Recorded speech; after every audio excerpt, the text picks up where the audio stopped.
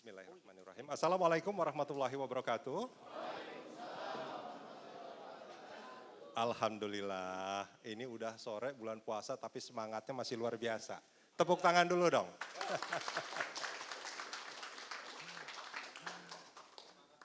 Semangat pagi ya, pokoknya sampai sore tetap semangat pagi, luar biasa. Iya, Bapak dan Ibu sekalian, sore hari ini di tempat yang insya Allah berbahagia ini kita akan berdiskusi tentang sesuatu yang kayaknya berat sekali gitu. Biasanya dibahas di media-media mainstream, di televisi gitu ya, sama sama figur-figur yang dari mana-mana gitu ya. Dan pada saat itu kemungkinan masyarakat sulit sekali untuk terlibat dalam diskusi. Padahal topik yang diangkat itu adalah topik yang sangat bersentuhan dengan kehidupan kita sehari-hari, benar nggak? Siapa yang kesini naik motor? Yang naik mobil? Ada? Ada yang naik mobil. Ada yang naik angkutan umum? Ada. Ada yang rumahnya dekat dari kelurahan? Jalan kaki, baik. Lebih sehat insya Allah. Gitu. Nah, Bapak dan Ibu, kalau kita bicara soal BBM, ya seperti yang tadi kalau saya coba lihat gitu ya. Banyak sekali yang menggunakan kendaraan kan gitu. Bahkan yang jalan kaki kalau ke pasar juga mungkin naik kendaraan juga, benar nggak? Berat. Nah, kendaraan itu sekarang ini banyak yang menggunakan bahan bakar minyak. Ada Pertalite gitu ya, ada yang juga solar, ada Pertamax, Pertamax Turbo dan lain sebagainya ya. Meskipun memang sekarang ada kendaraan listrik yang memang sudah mulai banyak, tapi jumlahnya itu masih terlalu sedikit. Perbandingannya itu mungkin hanya sekitar nggak sampai 1% dibandingkan seluruh kendaraan berbahan bakar fosil gitu. Nah, kalau kita lihat trennya, jumlah kendaraan itu terus meningkat, iya kan? Coba kalau dicek di Korlantas tuh, jumlah motor per tahun atau jumlah mobil per tahun itu jumlahnya terus bertambah. Sementara yang tahun kemarin masih ada di jalan, benar ya? Masih ada di jalan. Artinya apa? Kebutuhan BBM untuk membuat kendaraan-kendaraan itu bergerak itu juga bertambah. Oke. Nah, kalau berdasarkan data, nanti di sini ada Pak Eri Purnomo Hadi, beliau adalah anggota Dewan Energi Nasional yang akan menjelaskan lebih detail gitu ya. Kebutuhannya terus bertambah, sementara produksi atau lifting minyak kita itu relatif stagnan, betul ya Pak Eri ya? Betul ya. Nah, relatif stagnan sehingga pada periode tertentu Indonesia, negara atau Pertamina itu terpaksa harus mengimpor. Terpaksa harus mengimpor. Di zaman bapak-bapak masih SMA, bapak-bapak SMA kurang lebih mungkin saya SD gitu ya. Atau gitu. Kita masih ingat lah bahwa Indonesia itu disebut sebagai eksportir minyak, betul ya? Kita adalah anggota OPEC gitu.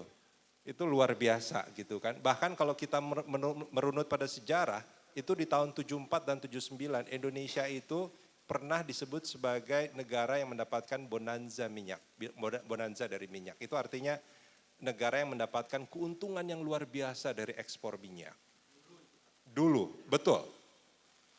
95 produksi lifting kita itu sekitar 1,5 juta, tapi terus setelah itu tidak pernah naik lagi, ya terus turun karena memang sumurnya juga kan sumur-sumur yang sudah tua gitu.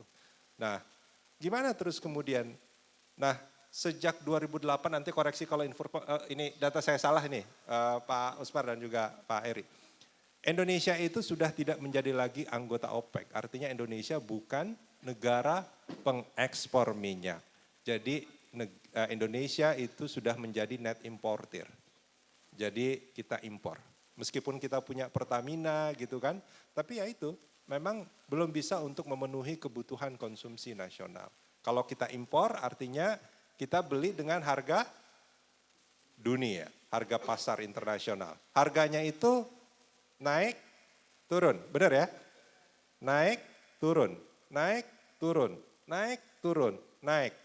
Jadi kalau dilihat trennya, harga minyak dunia itu terus naik gitu.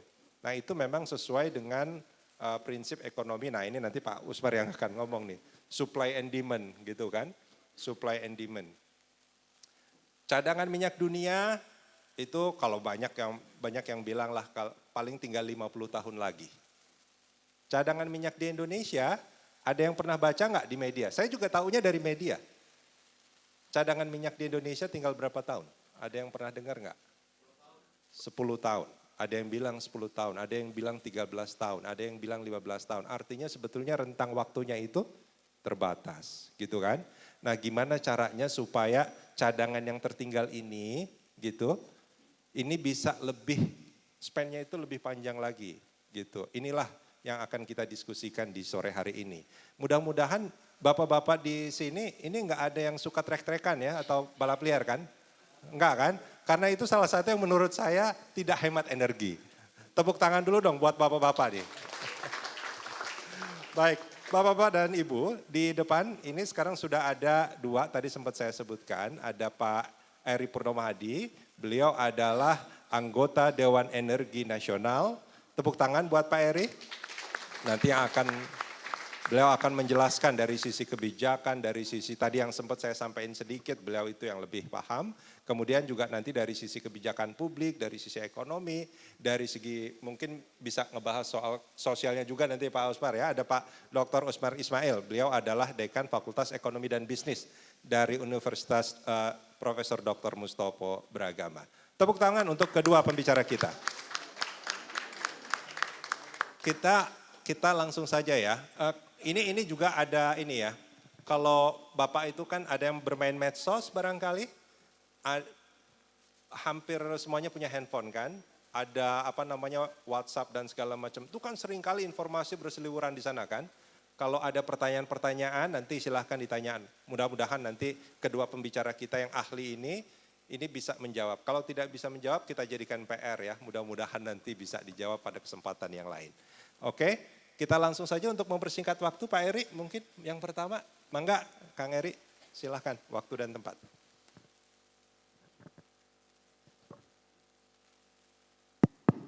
Bismillahirrahmanirrahim.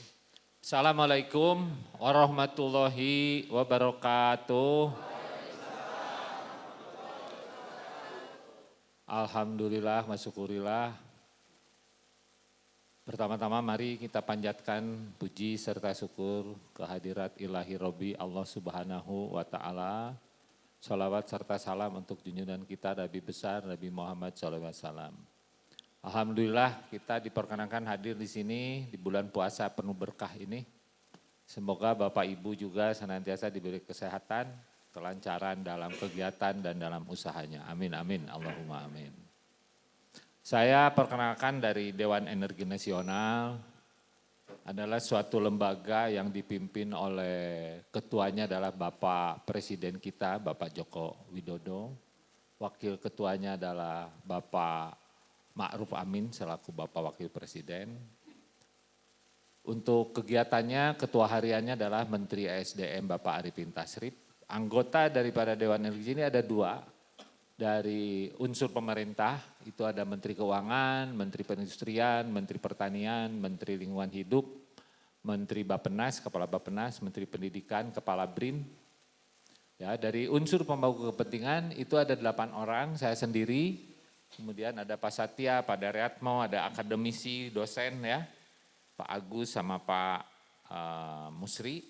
Kemudian dari unsur industri itu ada Pak Herman Darnil dari mantan Direktur PLN tahun 2005 kalau nggak salah. Kemudian Pak Daryatmo dengan saya dari unsur konsumen, itu Pak Daryatmo dulu adalah Komisi 7 DPR RI.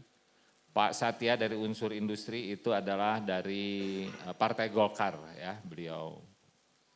Nah kemudian ada Pak Asnatio dari Kepala BPTN, Bapeten dulu, Badan Pengawas Teknologi Nuklir. Kemudian satu orang dari lingkungan hidup, mantan dubes daripada Meksiko, Pak Yusra. Saya sendiri dulu dari Hisona Migas, ya, Himpunan Wiraswasta Nasional Minyak dan Gas. Jadi kalau bahas BBM, bahas LPG 3 kilo, nah ibu-ibu kan paling doyan sama si melon ya, nah, pecinta melon. Nah ini gede juga subsidinya, tadi dibahas ya oleh moderator. BBM itu besar subsidinya, LPG juga besar subsidinya. LPG itu sekarang hampir 8 juta ton. Ya, itu disubsidi. Bayangkan kalau beli 12 kilo kan mahal sekali ya. 180.000 apa berapa? Ya, per 12 kilo itu. Tapi beli si melon ibu-ibu berapa di sini? Wah, murah. 21, 22.000, di kampung yang di pelosok bisa 27.000. Karena jauh dari SPBE, dari pusat kota. Ibu enak nih di DKI ini 21.000 ya. Itu terjangkau ya. Kalau naik gimana? Jangan. Tapi pemerintah megap-megap keuangannya. Nah, nanti ibu-ibu diberi bantuan tunai gitu. Jadi begini, ini saya makanya senang diundang begini. Kenapa? Karena BBM maupun LPG ya, itu subsidinya besar. Ratusan triliun. Nah, di Undang-Undang Energi itu disebut apa? Di Undang-Undang Energi itu disebutkan subsidi hanya untuk kelompok masyarakat tidak mampu. Berarti yang disubsidi apanya coba Bapak Ibu? Orangnya, bukan barangnya. BBM nih, gunakan BBM bersubsidi secara bijak. BBM-nya yang disubsidi. Tadi ibu-ibu kan, bapak-bapak juga beli LPG itu, LPG-nya yang disubsidi, si melonnya.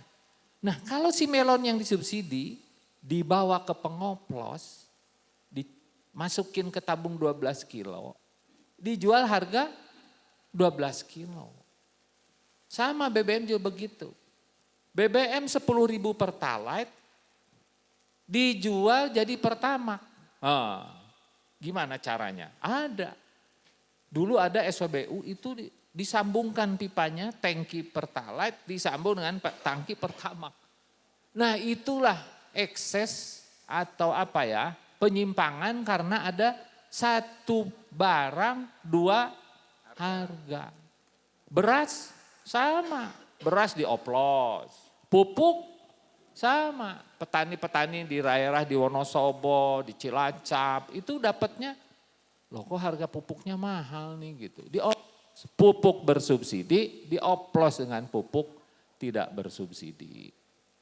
Pupuk komersial, sama kan. Nah oplos mengoplos ini karena ada satu harga, dua harga satu produk, jenisnya sama.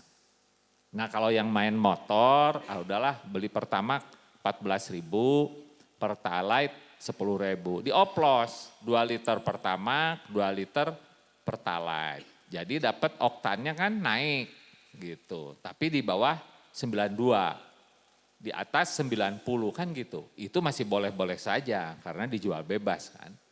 Atau Pertamax dicampur turbo, ya kan, turbonya mahal, Pertamaxnya 14.000, turbonya 18.000, campur, boleh-boleh saja supaya lebih bagus kan gitu.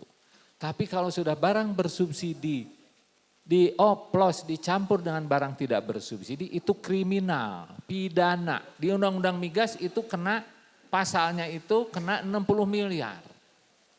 Tapi kan orang tetap aja banyak yang nekat gitu. Nah makanya yuk gunakan BBM bersubsidi secara bijak. Maksudnya secara bijak tuh ya ayo kita awasi sama-sama. Sekarang kan zamannya netizen ya. Zamannya netizen. Nah jadi sekarang yang berkuasa, yang didengar itu suaranya netizen ya. Jadi kalau ada yang ngoplos, ada yang foto, langsung masukkan ke Instagram, ke Facebook, di mana lokasinya tunjukkan. Nanti aparat yang bergerak. Karena kalau menggunakan aparat terbatas, orangnya terbatas, anggarannya terbatas, jangkauannya terbatas. Sekarang tuh pakai netizen ya, dengan medsos. Nah kembali tadi dijelaskan bahwasanya saya ingin menjelaskan secara sederhana saja supaya kalau bahasanya nanti bahasa yang susah dimengerti kan Bapak Ibu nanti wah apa ini nggak ngerti saya, undang-undang lah, peraturan lah. Jadi kembali tadi di dalam Undang-Undang Energi itu disebutkan subsidi untuk kelompok masyarakat tidak mampu. Nah, sehingga BBM ini kemudian ada pembatasan di mana di SPBU. Ya, utamanya solar. Nah, Bapak Ibu kan nggak main solar nih. Nggak pakai solar, tapi angkutan umum kan pakai solar, ya, angkutan umum. Bayangkan 6.800 harga solar bersubsidi.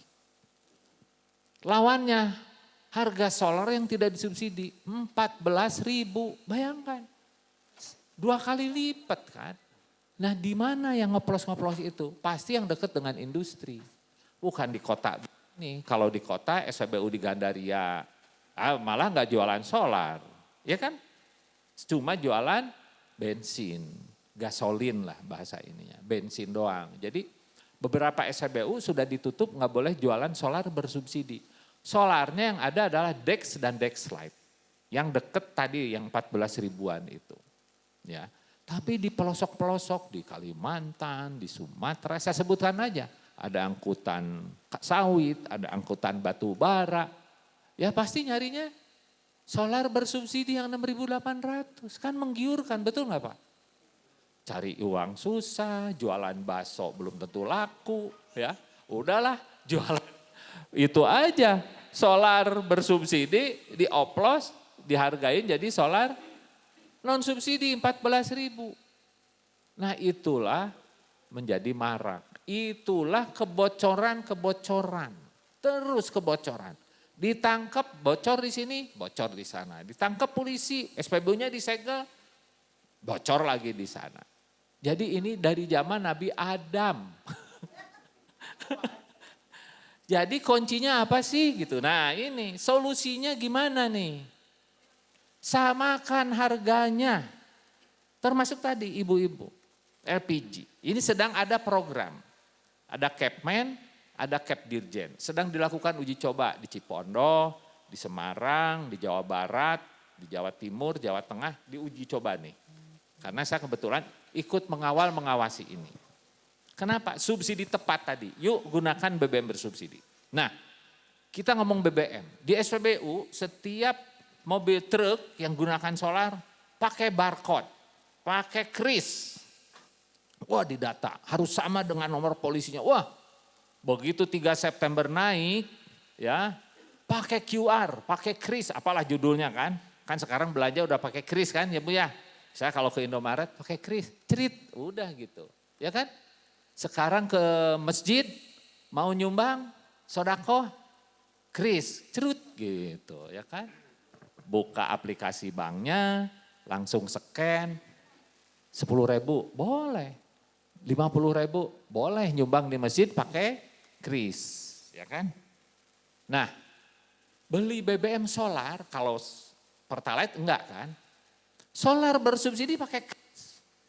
Kejadiannya bagaimana? Lama-lama orang kan mikir, wah krisnya diperjualbelikan. Iya enggak? Diperjualbelikan. Terus ada truk yang mau ngisi di satu SPBU. Wah Bapak kuotanya habis. Loh saya belum kok. Jatah saya 300 liter. Saya masih ada 200 mestinya. Enggak Pak. Ditelusuri dipakai di SPBU lain oleh oknum yang lain. Karena tadi. Jadi apapun sistemnya senantiasa ada bolong-bolong. Betul enggak?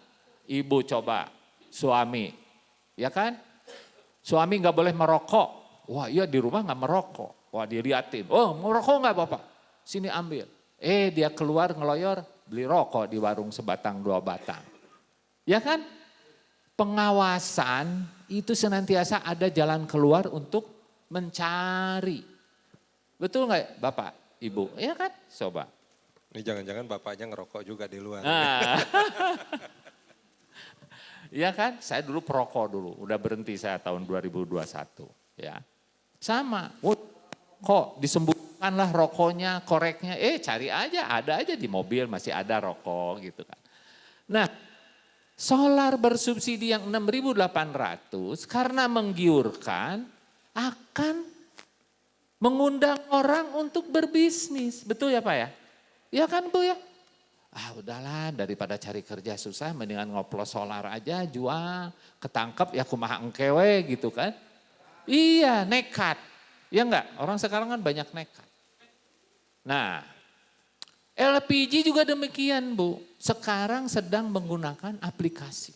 Tapi ya tetap ada kelemahannya sistem itu.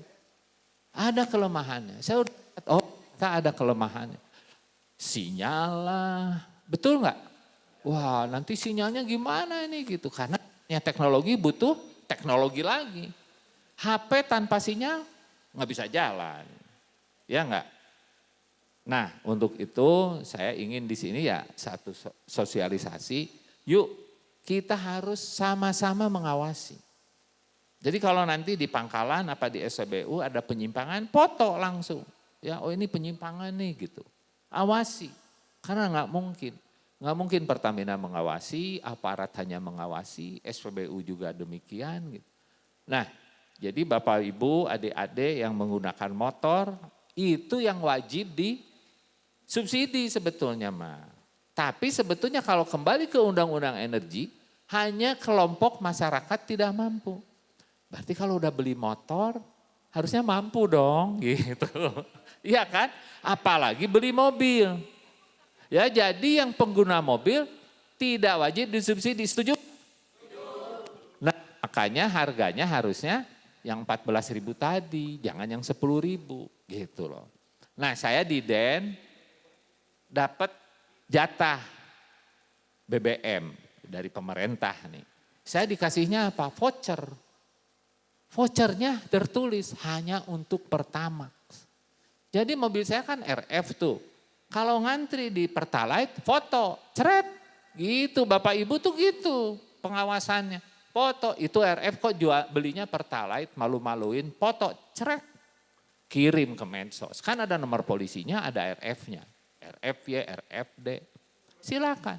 Nah kami di DEN itu diberi voucher. Nggak bisa ditulis, nggak bisa diganti Pertalite. Dan hanya di SPBU Koko. Jadi begitu diserahkan voucher ke operator SPBU, Pertamax Pak, boleh Pertalite? Nggak bisa Pak. Nggak bisa karena pertanggungjawabannya Pertamax gitu. 1 liter, 1 voucher itu katakan 50.000, 100.000, cukupnya berapa harga Pertamax? Gitu. Nah itu sebetulnya salah satu sistem untuk supaya orang tidak beli BBM subsidi sembarangan gitu. Nah kembali kepada BBM tadi, harusnya yang punya motor, apalagi udah 3, udah 10 motornya satu keluarga. Kan sekarang satu keluarga tuh ibunya punya motor, bapaknya punya motor, anaknya SMP, SMA udah harus punya motor, udah 3 motor. Kalau satu motor 20 juta aja udah berapa? 60 juta. Nah kelemahan di kita memang karena sistem transportasi publik kita belum baik, belum menjangkau, ya kan hanya ada di jalan-jalan jalan besar lah gitu kan. Nah, sehingga motor ini menjadi kendaraan utama untuk Bapak Ibu melakukan kegiatan sehari-hari. Nah, akhirnya pemerintah dengan Pertamina menetapkan, yaudahlah kalau motor boleh subsidi. Tapi secara undang-undangnya belum tepat. Karena ada banyak di kampung-kampung yang tidak memiliki motor sama sekali, tidak dapat subsidi BBM dong gitu. Ya kan? Sementara dia transportasi publiknya belum baik juga gitu. Sehingga pemerintah udah kalau begitu angkutan umum, angkutan barang disubsidi. Nah itu mungkin dari saya sekilas, nanti mungkin bila perlu ada tanya jawab yang lebih lebih dalam dipersilakan. Terima kasih, kurang lebihnya mohon dimaafkan. Wassalamualaikum warahmatullahi wabarakatuh. Waalaikumsalam. Tepuk tangan buat Pak Eri. Ini tadi ada pertanyaan dari Pak Eri, setuju ya kalau misalkan yang punya mobil nggak dapat subsidi ya? Udah bisa beli mobil ya? Oke. Hah? Enggak setuju? Oh oke. Ini diskusinya menarik ini. Nanti kita akan diskusikan setelah semua ini ya, pendapat. Ya, itu betul. Memang kadang-kadang ada satu pemikiran mungkin ya. Gimana kalau mobilnya itu memang mungkin mobil lama, misalkan mobil tua gitu ya. Tapi dan itu juga mungkin apakah termasuk orang yang sebetulnya masih berhak untuk mendapatkan subsidi atau enggak. Tapi kita akan diskusikan nanti ya, setelah ini ya, gitu. Tapi kalau motor masih harus dapat subsidi ya? Harus. Wajib ya. Belum lunas? Oh udah. Baik, baik. Tapi itu tadi yang menarik yang disebutkan sama Pak Eri. Gitu. Dengan subsidi yang diberikan ke barang, banyak sekali penyimpangan-penyimpangan. Ini nanti koreksi kalau infonya data saya salah nih Pak Eri. Misalkan untuk solar saja, itu ada kalau dari, saya mengutip dari Kementerian Keuangan kalau saya nggak salah. Itu penyimpangannya itu cukup besar gitu ya. Dan bahkan itu termasuk yang cukup bisa dibilang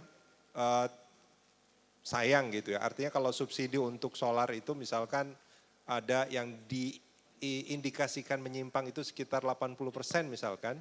Bayangkan dari subsidi yang 500 triliunan itu yang untuk mungkin BBM itu sekitar 200 triliun taruhlah ya. Terus kalau misalkan ada yang menyimpang taruh 50 triliun saja misalkan gitu karena banyak oknum-oknum gitu. Bayangkan 50 triliun bisa bikin gedung kelurahan Kebayoran Lama ini 10 ya bisa ya, lebih ya. Plus ditambah puskesmasnya, rumah sakit, plus sekolahnya, TK dan segala macam, plus semua siswa-siswa yang sekolah nggak perlu bayar lagi. Itu luar biasa kan sebetulnya ya, subsidi yang diberikan itu. Daripada itu jadi jadi uap gitu ya, jadi asap gitu aja hilang gitu kan, barangkali mungkin kalau jadi infrastruktur akan lebih baik gitu.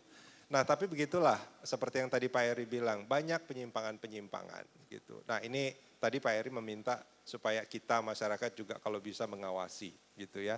Nah ini nanti Pak Dr. Usmar Ismail yang akan membahas dari sisi ekonomi, kebijakan publik, mungkin juga boleh dibahas dari sisi mindset dan ini budaya masyarakat nih gimana nih Pak Usmar supaya tema kita ini soal bagaimana menggunakan BBM bersubsidi ini dengan bijak itu bisa tepat benar-benar.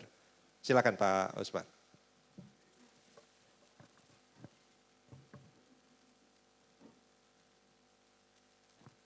Tes. Bismillahirrahmanirrahim. Assalamualaikum warahmatullahi wabarakatuh. Salam teruntuk kita semua. Salam sehat semua Bapak Ibu. Terima kasih atas kehadiran pada hari ini. Jadi gini, secara teori subsidi itu sendiri paling tidak punya 4 peran. Pertama dia untuk bagaimana menopang kebutuhan dasar masyarakat. Kedua bagaimana dia untuk menstabilkan harga. Dari 2 itu terjadi maka dia akan muncul pertumbuhan ekonomi. Begitu ketiga pertumbuhan ekonomi, yang keempat dicobalah pemerataan ekonomi. Itu subsidi. Jadi memang itu secara teori yang ideal, ya kan? Tadi pertanyaannya, subsidi itu ada 3 cara. Pertama betul tadi yang dikatakan oleh senior kita, Pak Heri, bahwa ada subsidi berdasarkan barang. Tapi ada juga subsidi berdasarkan orang, tapi ada juga yang campuran 2 itu. Nah, karena ini tadi berkatakan bukannya lebih baik dalam praktek di negara kita dua-duanya itu ada plus dan minusnya. Ketika kita berbasis pada orang berdampak pada penyimpangan pada distribusi bantuan sosial Depsos, di mana mereka menggunakan angka kemiskinan orang berdasarkan data pusat, yaitu KSE itu ya DTKL. Dia tidak merujuk pada kelurahan atau camat RT RW setempat yang lebih real dan terkini datanya. Sehingga kemudian dia menggunakan data itu berdampak. Kalau di daerah-daerah itu sering sekali, saya sering berapa kali di daerah itu, RT didatangin oleh para penduduk yang dikatanya ada yang memang layak diberikan, nggak dapat, ada yang tidak, masa dapat gitu. Nah padahal dia tidak di cross check data kalau PKH ya, itu kan dari pusat. Dia cuman menjadi kayak apa penyalur saja gitu, dia nggak punya itu. Nah, jadi ketika berbasis orang pun ada persoalan di situ. Karena di tiap departemen kita masih tidak sama, belum satu data untuk tingkat kemiskinan itu. Bahkan kalau misalnya begitu ada bantuan ini di satu daerah, otomatis jumlah orang miskin juga meningkat di situ. Nah itu yang pertama, ketika kita berbasis orang. Nah ketika kita berbasis barang, gimana? Sama seperti yang sekarang ini. Begitu kita basis subsidi berdasarkan komoditas ya dalam hal ini misalnya pertalite gitu. Masalah juga akan dari penyimpangan juga gitu ininya. Ya, karena ini pekerjaan besar. Nah, di sebelah kita ada Pak Heri, dia paham betul tadi katakan itu betul ibu-ibu yang masih menggunakan melon menyampaikan juga ini pesan dari itu bahwa per 2024 yang bisa beli melon itu hanya orang yang sudah terregistrasi. Jadi yang masih mau berlangganan gas melon itu masih ada waktu sampai Desember 2023 ini untuk registrasi. Setelah itu tidak bisa ininya. Nah, tapi informasi ini juga belum merata disebar ke masyarakat. Jadi masih enjoy aja dia. Padahal nanti ketika itu sudah berlaku pasti berteriak gitu ininya. Nah, itu ketika barang. Nah, cuma ini moderator ya.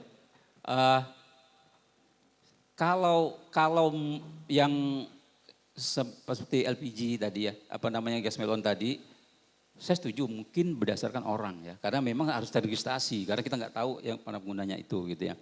Tapi berdasarkan orang ya. Tapi kalau umpamanya dia itu BBM, khususnya darat, itu nggak apa-apa barang. Nah saya jadi tadi ngobrol ya, bahwa gimana optimalisasi Pertamina atau DEN ini bekerja sama dengan Samsat, ya kan? Karena ya di situ kan data ada semua tuh dari slender segala macamnya gitu ya kan. Soal kemudian bisa saja di kita itu masih ada pemalsuan atau apa itu bisa terjadi, tapi bisa ke deteksi dini. Pertama itu akan menjadi sumber pajak, yang kedua juga akan dengan sendirinya mengurangi penyimpangan itu gitu. Jadi kalau untuk yang subsidi BBM yang darat itu menurut saya itu lebih relatif mudah gitu. Nah, gimana dengan yang katanya menggunakan aplikasi My Pertamina ya kan? Ya subsidi tepat My Pertamina itu. Nah, kan kalau nggak salah sekarang ini kurang lebih belum nyampe 2 juta kan penggunanya itu ya. Iya, kan. Mungkin harus di cross check. Iya, itu mungkin kalau tahun 2002 itu masih baru sekitar 70% pengguna Pertalite gitu ininya. Nah, artinya memang dari teknologi Pak Eri bilang tadi bahwa akan ada munculkan biaya baru gitu. Nah, kalau saya berpendapat kalau untuk yang BBM tadi angkutan darat itu cukup bekerja sama secara koordinasi beberapa lembaga khususnya Samsat ya kan. Kita udah bisa hitung berdasarkan BPS per 2019 jumlah kendaraan di Indonesia ada 133 juta. Ya kan? Nah, udah macam-macam tuh. Di antara itu ada 17,8 juta angkutan. Nah, berarti yang tadi dibilang solar nih, 78 juta nih. Nah, itu. Nah, penyimpangan yang dilakukan barang itu kadang-kadang juga dilakukan oleh distributornya langsung yang namanya pom bensin itu sendiri. Misalnya dia masih mau menjual kepada kelompok masyarakat yang jualan ngecer juga di tempat lain. Padahal itu nggak bisa gitu. Tapi kita tahu, bahkan kalau waktu saya ke Jambi berapa lalu itu, di pom bensinnya tutup nggak ada, sana dikitnya banyak sepanjang itu gitu ininya. Nah ini kan, Pertamini. ya ini bukan yang penduduk itu. Iya, Pertamini. Tapi dipakai ini kalau Pertamini kan, tapi dia masih dirijen biasa gitu Pak. Oh iya, Nah, iya. Oke. eceran Iya, biasa itu. Nah itu kan berarti ada kebocoran di situ.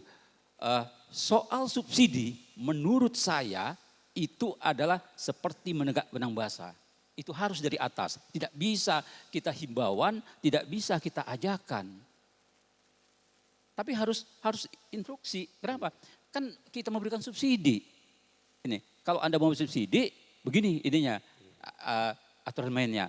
Nah karena itu tentu yang kita berharap juga kepada Pertamina dalam hal ini ya, yang mungkin punya otoritas terhadap pom bensin yang dianggap mendukung juga ini tidak tepatnya saat ini, ya harus ada punishment.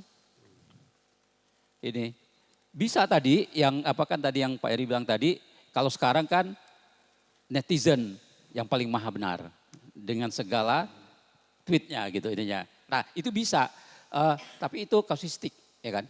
Tapi kalau misalnya ada satu pom bensin yang kemudian bisa detect bahwa dia ini turut tidak mengamankan ketepatan ini, harus ada punishment, itu menjadi contoh yang bagus untuk yang lain. Kalau tidak kita terlalu longgar ya.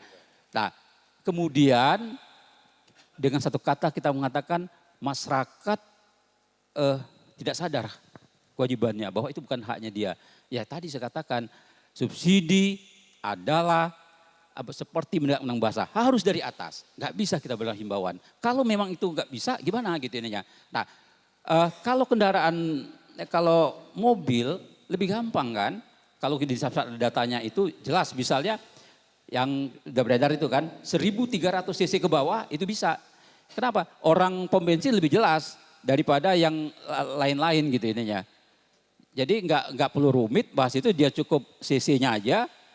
Di luar itu harus ini supaya tidak multi interpretasi, tidak menimbulkan persoalan baru juga di pom bensinnya. Kalau seperti itu. Nah, kalau motor ya jelas kan di bawah 250 cc ke bawah kan. Kalau yang lain motor gede itu kan disuruh pun nggak mau dia kan ininya. Tapi jelas gitu ininya maksud saya itu bahwa ketidaktepatan subsidi bukan hanya problem masyarakat yang tidak taat pada aturan, tapi memang diberi ruang oleh pom bensin yang notabene menjadi perpanjangan tangan Pertamina sebagai penyalur energi. Oke. Itu menurut saya. Jadi nah di 2023 ini memang gede ya Pak. Ya dia kalau nggak salah sekitar 212 triliun tahun 2023 ini. Untuk energi ya 2023 sebesar 212 triliun. Tadinya 210,7. Terakhir Menteri Keuangan melihat ada kenaikan 1,3 triliun. Jadi 212 triliun untuk energi. Betul tadi, kalau tahun lalu lebih gawat lagi kan 502 triliun gitu. Nah kalau ini, nah solusinya gimana? Kalau saya menawarkan itu, bahwa kalau untuk angkutan darat kita optimalkan kerjasama dengan Samsat. Sekaligus untuk membersihkan kendaraan yang macam-macam, kemudian juga bisa meningkatkan pajak dan tidak rumit bekerjanya. Yang kedua, berikan punishment yang tegas kepada distributor atau perpanjangan tangan dari Pertamina yang pom bensin ini. Ya. Nah, yang ketiga mesti lebih gencar lagi sosialisasinya. Terutama tadi contohnya LPG itu, tadi ngomong melon tadi saya baru ingat, betul. Terakhir bisa membeli tahun 2023. Per 1 Januari 2024, kalau nggak salah Pak ya, dengan yang nomor 3 itu 2023 sudah harus yang terregistrasi saja. Tapi memang namanya subsidi sebenarnya untuk pedagang nggak boleh itu Pak ya. Pedagang yang bawa misalnya dia dagang lele bakar kan pakai itu gitu. Itu nggak bisa sebetulnya. Memang ini. Nah kalau di situ memang ada kekurang pemahaman masyarakat, iya di situ ininya. Nah, cuma ini kalau sosialisasi berkelanjutan terus mungkin bisa paham. Tapi prinsip subsidi tadi ada 4. Dengan intensitas adalah menegakkan benang basah harus dari atas dengan aturan dan komitmen yang tegas dan jelas dan tidak multitafsir. Oke. Demikian dari saya. Terima kasih. Baik, tepuk tangan buat Dr. Usmar Ismail. Ini seperti menegakkan benang basah harus dari atas ya. Kalau instruksi maka itu harus ada pengawasan tentunya, gitu ya. Kalau ada pengawasan Kalau tadi dikatakan ada pom bensin yang apa namanya, yang nakal dan segala macam, itu harus ada semacam punishment. Kalau ada punishment tentu juga harus ada reward tentunya kan, harus ini ya, apa namanya, harus balance, kurang lebih kayak gitu. Nah itu tadi penjelasan dari dua pembicara kita, Pak Eri dari DEN dan juga Pak Usmar Ismail dari akademisi. Nah kalau Bapak dan Ibu punya pertanyaan, kita diskusikan bareng-bareng, nanti akan dipandu sama MC, silakan. Terima kasih. Iya. Untuk sesi pertama ini kita buka untuk 3 orang penanya, 3 peserta yang bisa menanyakan. Mungkin ada unek-unek atau seperti tadi Bapak yang sangat kooperatif dalam memberikan feedback terhadap pembicaraan di hari ini. Silahkan untuk Bapak Ibu sekalian, mungkin yang ingin bertanya. Oke, silahkan. Dengan Bapak Nanang ya. Oh, kenal banget.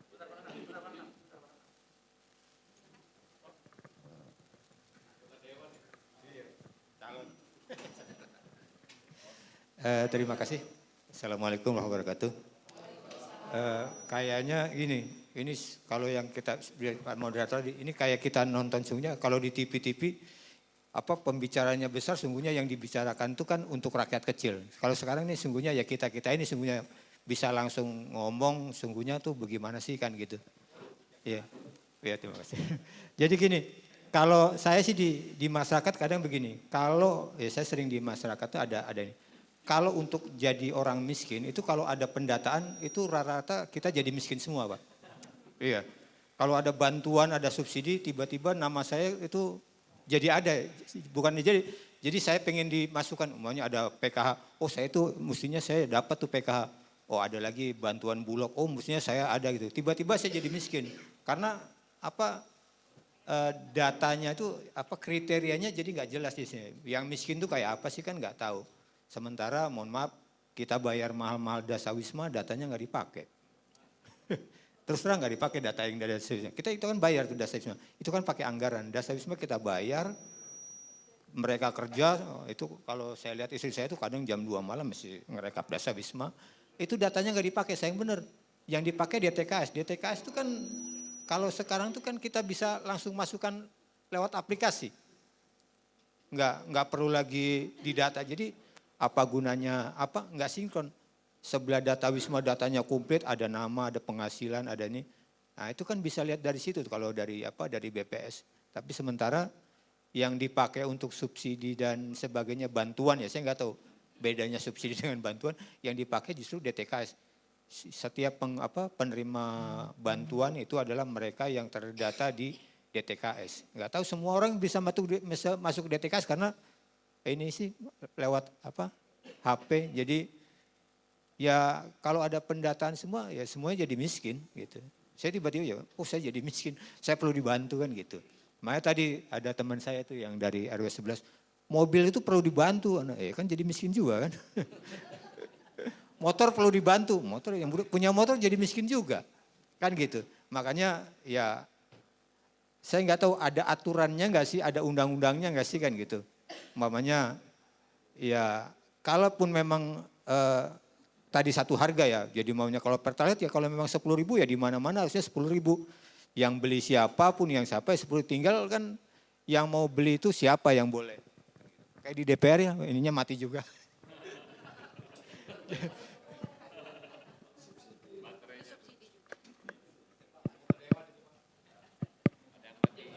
Ini kayaknya dimatiin gitu kayak di DPR gitu.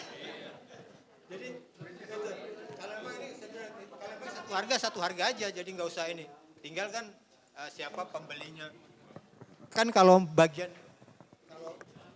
kalau bagian ngakal-ngakalin tuh orang Indonesia pintar-pintar semua Pak. Iya, pintar-pintar semua. Kreatif. Iya, enggak pintar-pintar semua kok. Kalau pintar-pintar semua, saya jamin. Nah kalau yang ngakal-ngakalin mungkin sebagian. Kan bisa, banyak Pertalite dengan harga 10.000 itu dengan harga 10.000 itu kok pada bisa jual yang tadi ada eceran kok pada bisa jual kan seharusnya nggak bisa. Ternyata tangkinya dia kan dia dimodifikasi. Ya itulah pinter-pinternya orang Indonesia itu kan. Pokoknya segala sesuatu aturan pasti ada kalau nggak ada itu ada panisnya itu kan nggak ini. Jadi memang kalau penggunanya itu memang harus yang motor dengan kapasitas cc-nya yang 150 125 ya sudah, yang lainnya nggak bisa. Kalau mobil yang memang harus yang di bawah 1.500 ya yang selebihnya nggak bisa. Ya itu aja ditegakkan itu, ya itu mungkin bisa. Ya memang BBM mestinya sih tadi yang gunakan itu nggak cuma BBM tapi ya BBG juga kan, karena sebagian besar kita juga justru yang rawan ke depannya cuma malah BBG ini kan. Nggak terduga-duga tahu-tahu tinggal 6 bulan besok kita nggak bisa beli gas melon, repot juga kan gitu. Tapi nggak tahu karena sekarang fokusnya ke BBM. Nah, mungkin ya itu tadi. Ya panisnya aja kalau memang mesti karena kalau harganya beda-beda nanti tadi ya itu tadi rawan penyalahgunaan, ya memang satu itu aja. Tinggal ya yang nanti dikasih mic, Pak. Nanti dikasih mic. Ya. Jadi panisnya aja, kalau memang nggak bisa ya nggak bisa, jangan. Nah, kalau dia siapa yang menyalahgunakan? Kalau tadi ada QR code juga disalahgunakan. Mau sekarang pakai motor yang ini modifikasi ini, ya tinggal ini aja Pak. Ya panisnya gimana aja dia kan. Yang penting di Indonesia ini kalau udah nggak ini aturan yang nggak benar-benar tegakkan, kadang-kadang kita suka kebablasan. Kadang-kadang saya sendiri kalau lewat depan jalan ya, saya mau balik ke kecamatan agak jauh, ya saya lawan arah kan gitu. Kebetulan juga nggak ada polisi. Begitu di depan polisi, oh polisinya teman saya. Kan gitu. Jadi saya kan di panisnya aja, yang penting semuanya harganya pas, ya tinggal siapa penggunanya. Itu aja sih kalau ini. Baik. Ya mungkin ya itu bisa kan kita kan ingin mengurangi ya.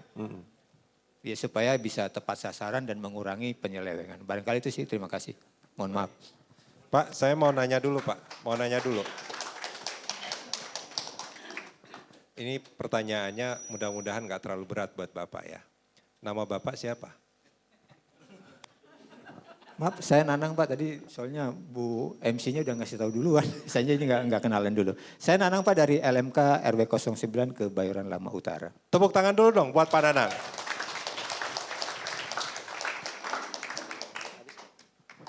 Ini calon kepala daerah kayaknya Pak Nanang ini. Baik, pertanyaan lain? Pertanyaan yang kedua mungkin, ada juga dari sebelah sana, nanti jangan ada yang mau kalah, Bapak yang terakhir, ya. Nanti caleg yang ketiga, untuk caleg yang keempat nanti di sesi yang berikutnya ya Pak ya. Oke, ini saya masuk ke caleg yang kedua dulu. Assalamualaikum warahmatullahi wabarakatuh.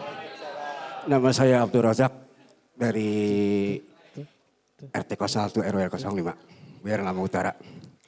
Saya ingin bertanya nih Bapak Dewan ya. Ini dengan motonya menggunakan BBM yang bersubsidi. Saya ingin dari atas saja Pak ya. Di salah satu sisi pemerintah ingin menghemat BBM. Di satu sisi lagi pemerintah justru memudahkan orang untuk memiliki kendaraan bermotor. Contohnya biaya balik lama dihapus, semua pajak itu dihapus. Itu kan dapat orang memudahkan beli kendaraan lagi. Dan itu akan di satu sisi pemerintah ingin menghemat BBM. Di satu sisi lagi pemerintah sendiri yang ingin menghapus BBM itu dihambur-hamburkan dengan kebijakan ini. Saya mohon dari nantinya mungkin dari bahan ini dia bahan pertimbangkan. Dan untuk saya mau bertanya lagi dengan adanya ini kan yang mungkin terkenal dengan BLT ya. BLT tahun berapa saya nggak ngerti itu ya. Mungkin dari tahun 2004 kali ya. Dulu tidak ada istilah-istilah BLT ya. Kenapa timbul ya BLT dan sekarang jadi timbul masalah gitu ya di masyarakat dan timbul di mana-mana. Hanya itu pertanyaannya. Wassalamualaikum warahmatullahi wabarakatuh. Terima kasih Bapak. Perlu ini lagi disemangatin lagi Pak? Apa sudah Iya dong, bersemangat? tepuk tangan dulu Oh, buat tepuk Pak Abdul tangan. Rozak. Ini Nanti ngiri ya Pak ya? nggak Yang satu ditepukin, kritis-kritis yang benar satu di enggak. sini ini pertanyaannya. Kenapa Pak? Kritis. Kritis ya Pak. Gimana Satu tadi semuanya? Kebayoran Lama Utara? Yes! Oh, gitu Pak semangatnya. Padahal belum buka. Ini caleg 3 ya agak jauh memang. Tapi nggak apa-apa tetap semangat. Silakan Bapak.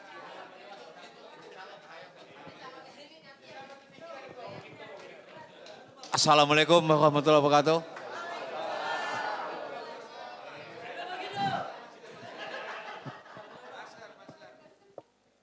Izin untuk para, aduh nggak buka aja mas. Untuk para narasumber, ini saya kembali feedback dulu Pak. Yang penarik tadi kita keluar dari OPEC. Nama udah tahu, Adrian Pak Adrian.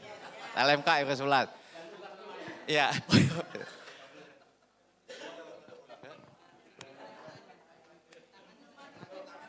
Oh ya. Oke. Ya saya yang tadi Pak dari Pak narasumber mengenai kita keluar dari OPEC agak sedih juga. Memang yang menikmat itu dulu Pak, Orde Baru dulu Pak. Waduh, bapak saya kebetulan pensiunan Pertamina Pak. Jadi tahu bagaimana dulu sepak terjangnya. Nah sekarang kita menikmati subsidi yang kayak gini Pak. Ini nih yang kita jadi PR semua kita. Akhirnya timbul ada subsidi, ada yang ini. Kalau dulu kita mewah, saya ditinggal di komplek Pertamina Pak, nikmatin, bebas. Nah ini yang sekarang, kenapa nggak zaman dulu aja kita ini Pak ya. Iya. Itu yang kedua Pak, mengenai tadi anggota dewan teman saya itu, ini klasik Pak. Soal BPD klasik, kalau dikasih miskin, miskin semua kita. Coba silo data, katanya Pak Nanang tadi, anggota dewan saya itu tadi, mengenai soal apa tadi Pak Dasawisma itu kebijakan sebenarnya supaya mudah RT RW maupun kelurahan. Nah ini mestinya sosialisasi seperti ini juga kayak bapak narasumber ada dari akademisi Mustopo, kayak Pak Emil Salim mukanya Pak. Ya, ya, gitu aja. Saya cuman bukan curhat ini menyampaikan aja Pak biar kita ya ekspresi juga bisa. Supaya kenapa bisa keluar dari OPEC itu Pak, sangat prihatin. Kita jadi ditentukan pasar, hari ini Pertamax naik lagi Pak itu, jadi selera dia aja naik. Hanya Pertalite tidak karena subsidi. Pertamax 92 hari ini 14. Jadi tergantung harga pasar, bagaimana harga pasar di luar. Nah ini ya kita jadi, padahal kita penghasil minyak. Kampung saya di Sekayus itu Pak, Municipalnya Asin masih ada minyak yang dikelola oleh ilegal Pak. Banyak itu Pak, yang punya di zaman Belanda. Di Sekayu. Municipalnya Asin. Palembang, Bapak mungkin tahu Pak. Dan itu banyak Pak, ongdom-ongdom bermain. Gitu aja Pak. Assalamualaikum warahmatullahi wabarakatuh.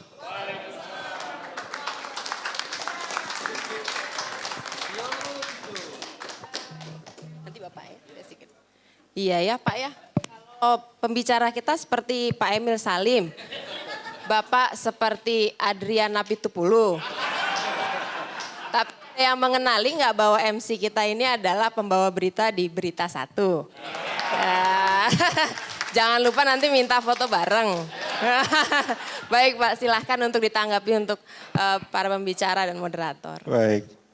Nih Pak Adrian tuh kalau disapa sama Pak Usmar Ismail tuh ini Wong Kito Galo. Baik, 3 pertanyaan yang luar biasa menurut saya ya, sangat kritis. Ini mungkin langsung ke Pak Eri dulu mungkin Pak Eri ya. Itu pertanyaan, boleh langsung menjawab pertanyaan Pak Nanang atau langsung dari yang terakhir dulu juga nggak apa-apa Pak Eri, silakan. Langsung sekaligus saja ya. Tadi yang Pak Nanang ini DTKS dengan Dasawisma ya. Ya memang ini saya di Dewan Energi juga mencermati. Saya ambil sampling kemarin itu di Semarang 2 pangkalan LPG ya, itu pakai DTKS. Nah jadi begitu kita lihat simulasi masyarakat bawa kartu keluarga dan bawa KTP. Nah ini kesulitannya kan di situ. Ada kekhawatiran, wah ini nanti KTP bocor ke online itu kan. Nah Tapi enggak, itu data itu disimpan di pangkalan memang untuk pendataan awal. Jadi seperti disampaikan tadi, pendataan dulu pemerintah ini sampai terkumpul, nanti disinkronkan dengan DTKS. Pasti ada ketidaksesuaian juga. Karena data yang dikumpulkan bukan sensus, tapi sampling. Nah kalau data sensus pasti pakai sensus yang sudah kadaluarsa juga, udah 2 tahun lalu, 3 tahun lalu, sementara data itu kan dinamis, ya kan ada yang berpindah, ada yang waktunya sendiri jadi married, ada yang married belum punya anak jadi punya anak gitu. Data itu sangat dinamis. Nah inilah memang dinamika. Tapi pemerintah kenapa melakukan itu? Ini saya jadi sosialisasi juga nih, karena DEN ini bagian daripada eksekutif. Ya, kenapa? Karena bocor. Ratusan triliun itu bocornya kalau 1% aja udah 3 triliun, 2 triliun, gede kan? Uang 2 triliun itu, uang kemarin aja di KPK dijembrengin uang 32 miliar cash itu kan udah terbelalak kita. Waduh, uang tunai 32 miliar. Gimana kalau 1 triliun, mungkin ruangan ini udah penuh kali sama uang nih. Ya kan? Dan itu bisa untuk kesehatan, untuk pendidikan, untuk pembangunan rumah sakit semua, triliunan itu. Bayangkan dari zaman Orde Baru, subsidi itu tidak tepat. Kan berarti udah ribuan triliun. Tapi subsidi ini substansinya wajib. Pemerintah itu wajib memberi subsidi. Cuma tadi caranya, mau ke barang atau mau ke orang? Atau gabungan? Ya sebagian melalui orang, yang BLT tadi, ya kan? Subsidi pendidikan, subsidi kesehatan, subsidi lain-lain, subsidi fasilitas gitu. Angkutan kan disubsidi. Jadi itu kewajiban pemerintah berdasarkan undang-undang dasar. Ya. Nah nanti masalah datanya pasti itu debatable, perdebatan lah, nggak ada ininya, nggak ada ujungnya. Tapi pemerintah harus melakukan action. Ya Pak Jokowi, ya Pak SBY dulu, ya Bu Mega, ya Pak Harto. Ya udahlah dicari upaya apa pakai kupon, apa sekarang pakai HP, pakai kris, pakai barcode, ya kan? Saya masih ingat waktu konversi minyak tanah ke LPG. Wah itu juga ribut. Dan lama sekali, sampai kok enggak 12 kilo berat, kok 7 kilo berat juga, kok 5 kilo masih berat. Akhirnya diputuskan oleh Pak Yusuf Kalla waktu itu 3 kilo. Supaya ibu-ibu bisa nenteng sehingga bisa dibawa ke motor dikempit gini, bisa 2, bisa 3 kan, tangannya pegang si melon ya kan. Sampai bisa atraksi gitu ya, bisa sirkus gitu ya. Itu melalui kajian langsung Pak Yusuf Kalla itu dulu. Karena saya dulu di BPH ikut terlibat. Kenapa 3 kilo gitu loh. Dan tetap di subsidi. Alhamdulillah. Iya. Jadi subsidinya nanti nggak hilang. Gitu. Tidak hilang subsidinya karena kewajiban negara. Hanya tadi kalau bocor kan Bapak Ibu juga ikut rugi dong. Pembayar pajak rugi dong. Pemerintah rugi tidak tepat sasaran. Ya. Nah kembali tadi mengenai motor. Kok motor diumbar? 10% DP bisa memiliki motor gampang. Ya karena itu pemerintah tidak memiliki angkutan umum, angkutan barang yang kemudian bisa memberikan solusi paripurna. Akhirnya udahlah gitu. Ya kalau di Jepang mah iya nggak boleh motor, ya kan? Dan nggak banyak. Tapi itu kan udah negara maju. Ini mah negara kita masih negara berkembang. Jadi motor ya udah dibolehkan lah. Bahkan ke Sudirman pun boleh motor. Ya enggak? Boleh mau ke Sudirman. Karena apa? Dengan ojek online, dengan adanya Gojek. Kan dulu Gojek bertarung dengan Opang. Ya, ojek pangkalan. Dulu bertarung, wah ribut. Sekarang akhirnya bersatu. Ya berkawan. Jadi udahlah jadi ojek gitu kan. Bisa gampang ini sambil ngantar anak sekolah, sambil ngantar barang. Jadi memang motor itu multifungsi. Segala bisa, ibu-ibu bisa naik motor, nggak punya SIM juga pakai motor. Ya kan? Iya. Ya udahlah, ditegur sama polisi, orang cuma ke situ kok deket. Ya kan? Nggak pakai helm, malah pakai daster gitu kan. Jadi memang budaya kita budaya motor, nggak bisa dihilangkan. Jadi saya yang termasuk membela. Dan motor mah disubsidi aja, cuma beli 2 liter, 3 liter. Nggak nyampe 10 liter, tapi kalau mobil, Fortuner. Fortuner udah berapa harganya? 500 juta lah sebut. Terus beli BBM 6.800, kan nggak pantas dong. Berarti dia mencuri hak yang lain. Nah di kita kan tadi, justru gagah-gagahan, makanya dipoto aja. Fortuner beli BBM biosolar 6.500, foto viralkan gitu. Udah nggak pantas dong, ya nggak? Tapi kalau mobilnya Isuzu Panther yang harganya 50 juta ya udahlah, bolehlah beli biosolar, nggak usah difoto, ya kan? Kesian gitu, ya kan? Atau angkutan truk, ya kan? Atau L300 apalah sebut aja ininya yang menggunakan biosolar, ya udah. Dia untuk kepentingan nganter barang, nganter sayur ke pasar induk Kramat Jati, ya udah itu haknya 6.800. Tapi kalau Fortuner kelasnya udah 500 juta, Innova diesel yang kelasnya udah 400 juta, beli biosolar ya foto, viralkan, nomor polisinya ada gitu. Nanti kan itu menjadi apa ya, pengawasan dari masyarakat begitu. Bahwa karena dia bukan haknya lah. Udah jelas bukan. Nah kembali tadi Pak itu yang anaknya Pertamina itu. Ya, jadi OPEC itu pelesetannya kan organisasi orang pendek katanya. OPEC gitu. Kalau ini kan OPEC organisasi petroleum yang tadi ada Rusia, ada Timur Tengah ya toh. Nah Indonesia udah keluar. Kenapa? Produksi minyak mentah itu yang nggak bisa dipakai ke dalam mobil, itu minyak mentah belum diolah. Itu produksi minyak mentah kita tuh sekarang tinggal 600.000. Dulu zaman Pak Harto 1,5 juta sehari loh. Sekarang 600.000 barel, bahkan turun terus. Miris, targetnya mau 1 juta SKK migas itu. Belum nih, lagi berupaya. Nah, tadi disebut kan sumurnya udah tua.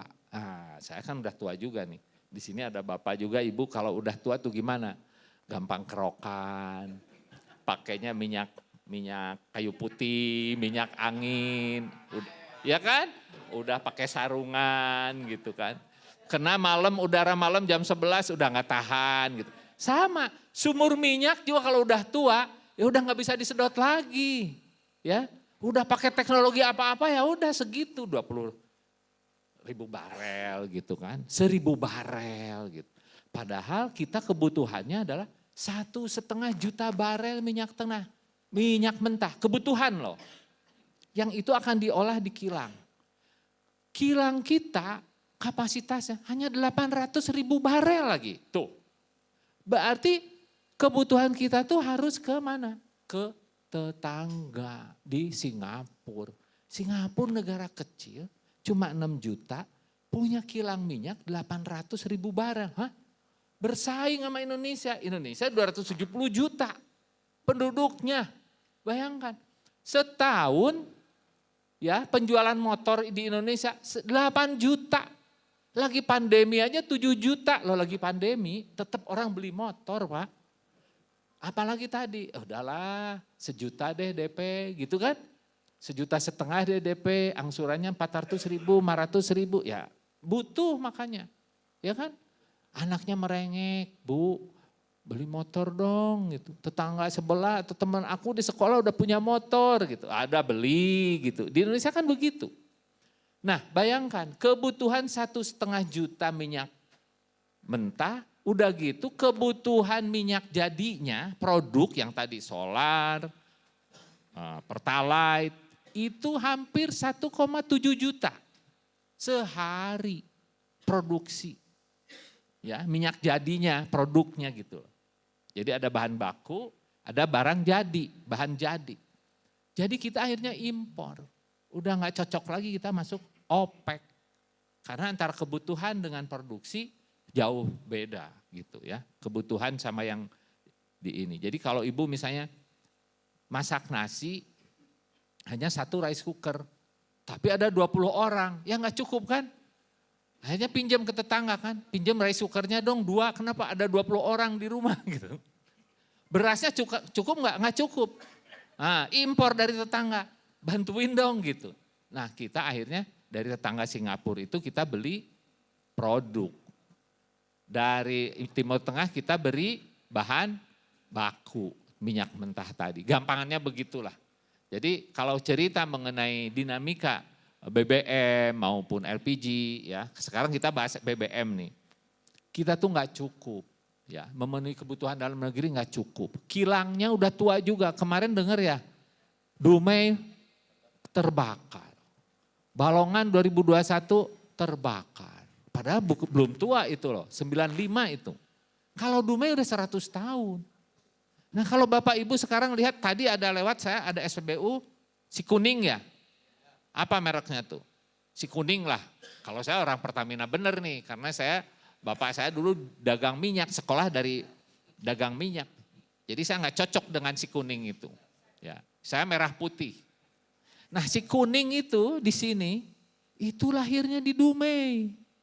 Di sana lahirnya Shell itu zaman kita masih dijajah Belanda dulu tahun 1900 berapa gitu. Kilang Pelaju saya baru bulan lalu Maret ke sana. Kilang Pelaju itu sudah 120 tahun. Dulu kita ada BP, ada Shell, Shell gitu. Warisan. Nah kilangnya udah tua sampai terbakar lagi.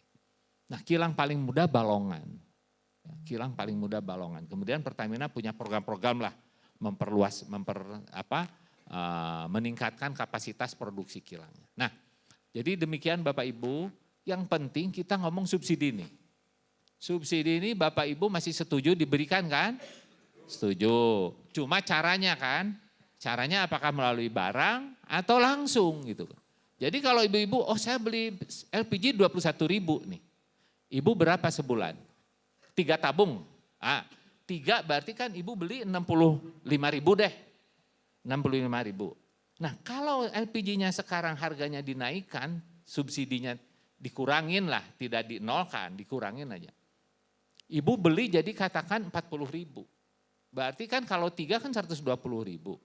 Berarti ada selisih 65.000 deh katakan. Pemerintah memberi ke ibu, nih ibu dapat deh 65.000 tapi beli LPG-nya 120.000, setuju nggak begitu? Nggak mau juga ya? Jadi ibu maunya harga murah, subsidi uang dapat ya? Ya. Atau itu mau cek orang Sunda mah hawak namanya. Ya nggak apa-apa, keinginan kan boleh setinggi langit. Cuma pemerintah punya keterbatasan. Nanti pemerintah minjem uang, netizen nyerang lagi. Kok minjem terus? Nah itu, minjem itu untuk bayar subsidi. Gitu loh. Nah kalau subsidinya tepat, nggak apa-apa. Kalau bocor ketidak tepat, dioplos, masuk 12 kilo, dipakai restoran, dipakai hotel. Ikhlas nggak ibu bapak? Karena ada tadi, sekarang restoran pasti kalau ibu sidak ke restoran, ada 12 kilo, ada 3 kilo. Boleh cek. Boleh cek. Kemarin di kampung-kampung tuh ibu-ibu tuh berbondong-bondong jual tabung 12 kilo sama yang 5,5 kilo si Pinky. Kenapa? Berat. Harganya berat. Pindah kemana? Ke 3 kilo. Padahal tadi Bapak Nanang bilang, kan hanya untuk rakyat miskin. Nah sekarang kalau rumah elit ada 3 kilo, coba Bapak Ibu sidak. Kemungkinan ada tuh. Ya kan? Nah berarti tidak tepat. Jadi haknya rakyat miskin diambil oleh yang kaya. Gitu. Karena tadi barangnya sama, harganya beda. Itu dari saya sih. Makasih. Kurang dan lebihnya mohon maaf. Tepuk tangan buat Pak Eri. Ya Pak Usmar, silakan Pak. Ya, saya mulai dari Om Kito tadi ya. Aku juga orang Palembang ya. Jadi dulu betul bahwa di situ memang jadi andalan. Jadi kalau orang ahli minyak, memang sekolahnya dulu di Pelaju. Kalau ahli semen pasti di Padang. Kalau dia media, dia ke Tempo. Kalau dia sopir taksi, dia pasti ke Bluebird. Itu sekolah-sekolah yang memang mereka bisa belajar. Gitu. Nah, perlu saya sampaikan, tadi dia sampai Pak Heri, Indonesia itu kan masuk dalam OPEC itu tahun 62. itu memang organisasi produsen minyak. Nah, tahun 2008 kita udah mulai turun tuh, udah mulai drop, maka kita bukukan. Baru resmi keluar 2016. 2016 kita keluar dari OPEC resmi karena tadi Pak Heri bilang, kemampuan produksi kita minyak mentah itu cuma 600.000 minyak mentah. Kebutuhan 1,7 ya Pak ya. 1,7, berarti kita mengimpor. Bagaimana mungkin kita gabung dengan organisasi yang mereknya produsen, gitu. Paham ya? Karena kita memang udah jadi konsumen karena kita mengimpor tadi. Yang kadang ironi mengimpor dari Singapura gitu ya. Itu tadi ya. Kenapa kita keluar? Kenapa? Ya betul. Dulu kita kalau lihat orang yang keluarganya itu pejabat Pertamina Pak di Pelaju. Wah ini luar biasa memang gitu.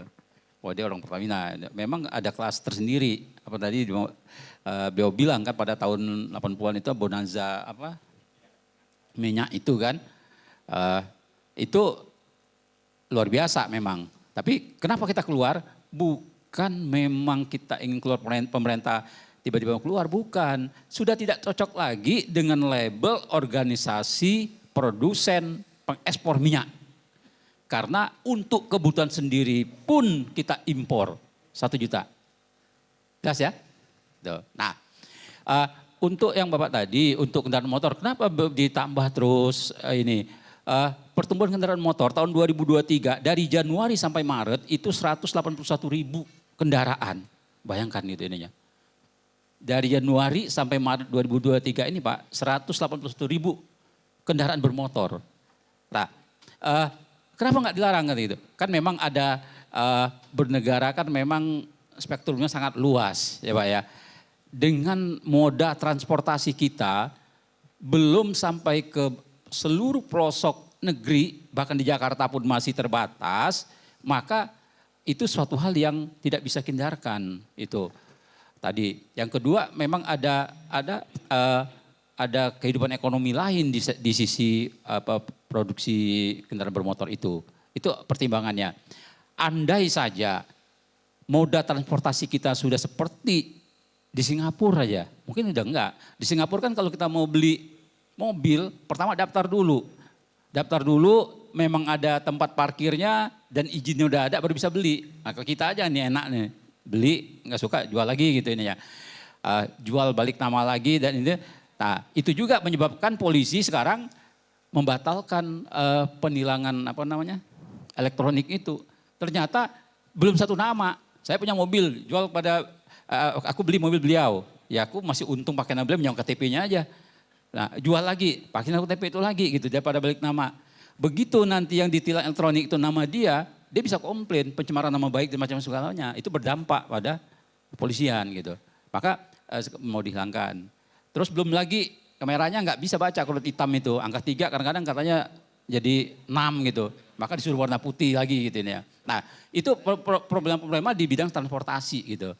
Itu yang tadi ya kenapa katanya pengen ngirit dan bermotor tidak dihentikan. Karena moda transportasi kita belum layak menjangkau seluruh pelosok kehidupan masyarakat kita. Gitu. Sehingga tidak heran per Januari sampai Maret 2023 sudah 181.000 kendaraan baru. Nanti akan meningkat menjelang Lebaran dan Lebaran nanti ini. Gitu.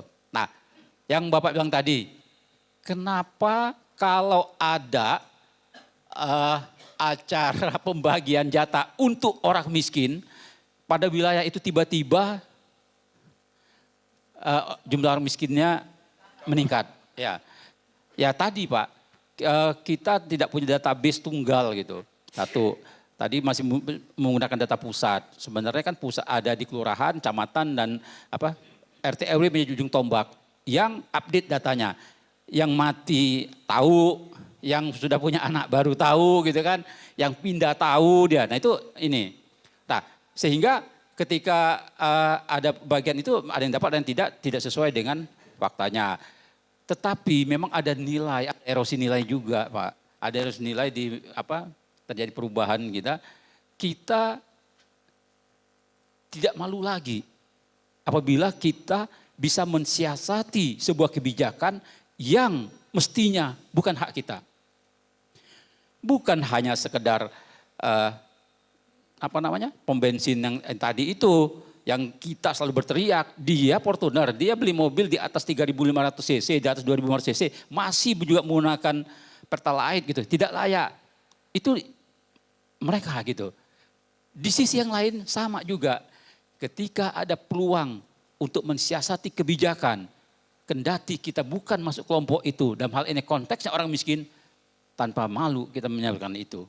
Ini pesan sosial gitu intinya. Jadi di semua lini memang kita harus ada perbaikan. Nah tentu komitmen kebangsaan kita, komitmen kita agama kita, ya memang harus balik lagi gitu. Bahwa jauh lebih baik memberi daripada menerima. Tapi ada juga yang bilang, lebih sakit memberi tidak diterima daripada meminta tidak diberi. Ada juga yang bilang gitu tuh. Tapi ini demikian. Baik, tepuk tangan buat Pak Ismail. Ini menarik ya, Jadi gitu ya Pak Nanang ya. Tadi Pak Nanang sebetulnya nanyain soal aturan, ukuran atau indikator kemiskinan juga ya. Kalau di BPS itu ada sebetulnya Pak. Itu kalau yang dibilang miskin itu yang penghasilannya sebulan itu sama dengan lebih.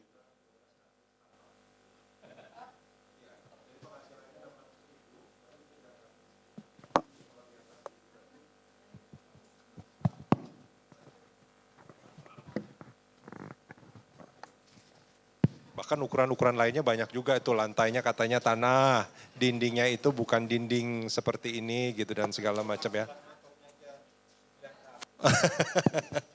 Artinya sebetulnya indikator itu mungkin harus disesuaikan dengan kondisi sekarang mungkin ya. Baik, itu tadi sesi pertama. Saya kembali ke MC, silakan. Baik, untuk sesi yang kedua ini mengingat waktunya juga sudah mendekati waktu untuk berbuka, saya serahkan kepada Bapak ya selaku perwakilan dari kelompok sebelah. Ya, silahkan. Izin Pak Andrian. Izin dulu sama bos.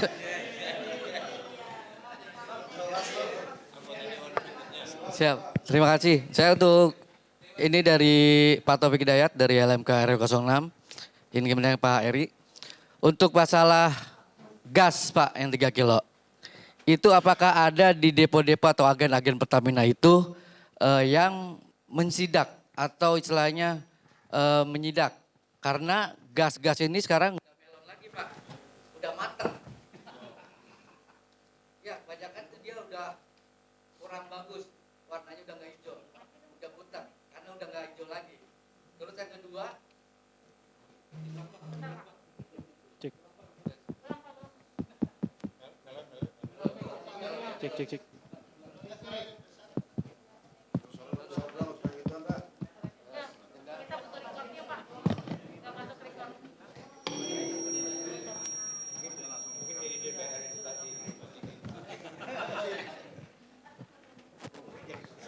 ya untuk pengecekan di agen-agen atau depo-depo Pertamina yang ada di Jakarta umpamanya. Di sini banyak udah tidak kelayakan masalah warna gas tersebut. Kedua, ada gas-gas ini yang ada lempengan Pak. Dia kan biasanya tidak ada lempengan tuh, ini ada lempengan. Itu yang mengakibatkan gas sebenarnya 3 kilo jadi 2/4. Seperti itu Pak. Nah itu apakah ada dari Pertamina tersebut yang istilahnya mengecek depo-depo tersebut, kan dia kerjasama tuh sama Pertamina. Nah apakah ada yang mengecek seperti itu? Karena selama ini saya lihat gas-gas itu yang sekarang 3 kilo itu udah banyak lempengan.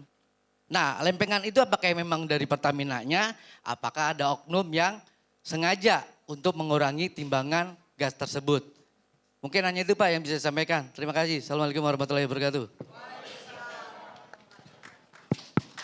Baik, Jawabannya ya. langsung kali Pak. Langsung jawab aja nih. Kebetulan saya juga habis juga nih kayaknya nih. Puasa kali ini mic-nya nih. Ya, jadi kebetulan saya bisa memahami itu dan memang Terima kasih. di Pertamina itu ada yang namanya bengkel pemeliharaan tabung. Ya, jadi waktu dilakukan konversi minyak tanah ke LPG, itu kan hampir 40 juta kakak. Berarti ada 40 juta tabung. Berarti 40 juta tabung itu harus kali 3. Ya, karena 40 juta itu harus ada di warung, harus tersedia di rumah, harus tersedia di SPBE. Jadi konversi itu waktu Pak SBY presiden, tapi wapresnya kan Pak JK. Dan Pak JK memang yang mengenangani bidang ekonomi. Jadi konversi itu benar-benar sama Pak JK. Hampir tiap minggu rapat sampai ketemu tadi. Sampai waktu itu hanya ada 7 SPBE di Indonesia, 17. Itu kemudian harus ada SPBE. Harus ada pabrik tabung, sehingga Pak JK memerintahkan BUMN Karya, salah satunya Waskita Karya, itu membuat pabrik tabung. Karena kalau enggak konversi enggak berhasil. Karena masif dan luas dan banyak. Nah, seiring dengan itu bagaimana tabung tadi dipelihara. Enggak boleh bocor, valve-nya harus bagus, enggak boleh ada kebocoran valve. Tampilannya harus bagus, sehingga dibentuklah bengkel pemeliharaan tabung. Nah di Jawa Barat, DKI, Banten tuh hampir sekarang udah ada 80 bengkel. Tapi kembali tadi, duitnya, budgetnya terbatas. Nah jadi di mana itu bengkel pemeliharaan tabung? Di setiap ada SPBE harus ada bengkelnya. Jadi ibu-ibu misalnya penyok, itu udah nggak boleh. Handrailnya harus ada benar, footringnya di bawah harus ada, jadi nggak boleh. Nah yang bulu kutuk tadi karatan, udah berjamur, itu seharusnya sudah masuk ke bengkel. Di mana masuk ke bengkelnya? Waktu masuk ke SPBE. Jadi dari warung kan ibu nuker tuh di warung kan, atau di pangkalan resmi harusnya kan, atau di pengecer. Apakah itu UMKM, tukang bakso kan kena minyak, kena apa, dan simpennya kan di bawah kan. Itu waktu diambil tabungnya udah kosong, ditukernya pasti ke warung lah banyak kan. Dawiri warung diambil oleh agen. Dari agen dibawa ke SPBE untuk diisi ulang, direfill seperti galon. Ya, direfill lah di SPBE. Nah di SPBE ini disortir. Oh ini udah nggak boleh beredar lagi. Masuk, dikumpulin, diambil sama bengkel pemelihara tabung. Diambil gitu. Nah berarti kan berputar dong. Sehingga ada yang udah kinclong, ijonya bagus, mengkilap. Ada yang masih kurang bagus. Nah itu, jadi ada tugas dari Pertamina bengkel pemeliharaan tabung. Ya, jadi SPBE-nya ada, bengkelnya ada.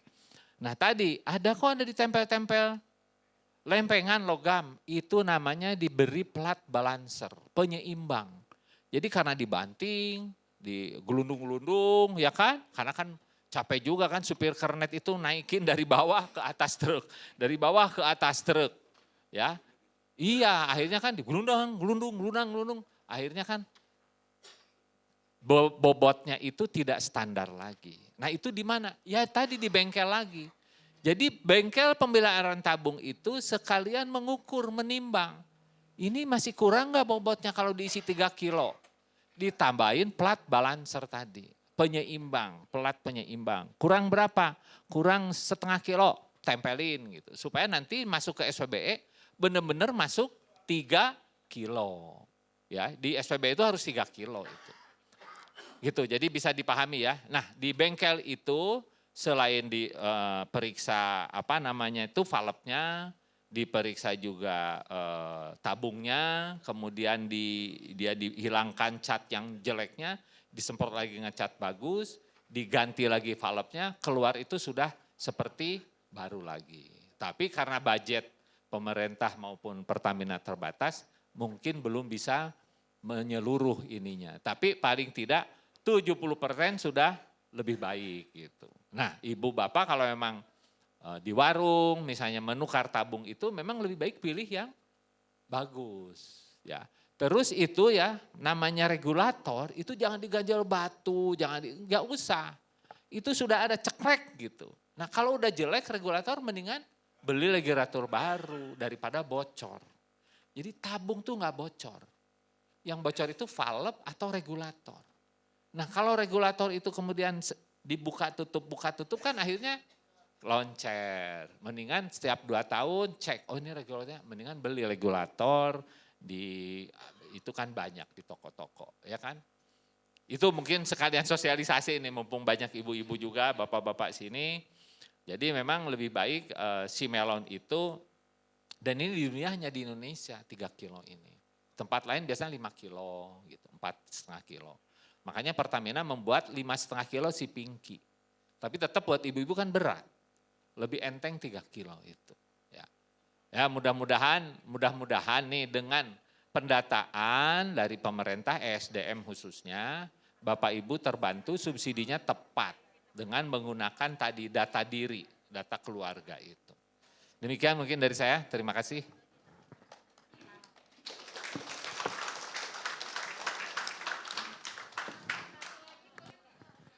Enggak, tadi tambahan sedikit, ini tadi kalau itu udah jelas ya, beliau lebih pakarnya. Tadi beliau ini bilang ini subsidi BBM ya kan, kok ngomong LPG. Jadi gini, subsidi ada 2, ada namanya subsidi energi, ada subsidi non energi. Subsidi energi itu terdiri dari BBM, LPG dan listrik. Listrik 70 triliun sekarang ini, sekitar nambah aja.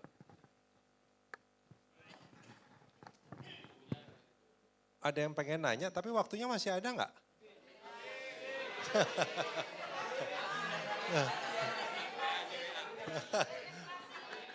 Langsung dari hati ke hati aja. Habis ya?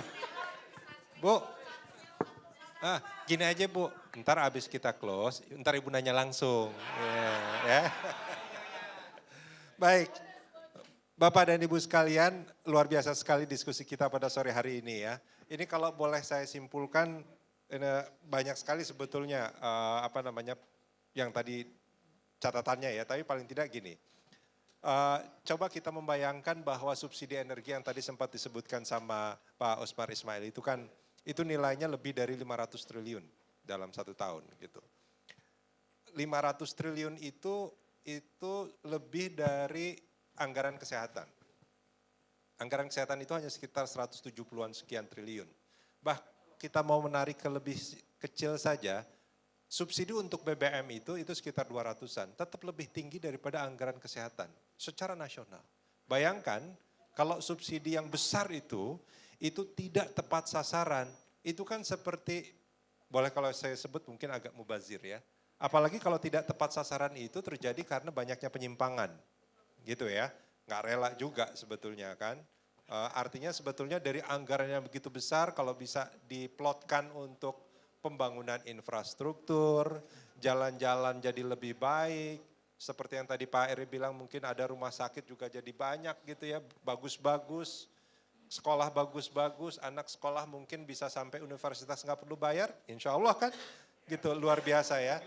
Kalau seandainya itu tepat, saya kira kita punya kesempatan yang luar biasa besar gitu. Indonesia bukan lagi sebagai negara berkembang, tapi Indonesia ke depannya memang menjadi termasuk sebagai negara-negara yang maju gitu, insya Allah ya. Tepuk tangan untuk kedua pembicara kita. Tepuk tangan juga untuk kita semua.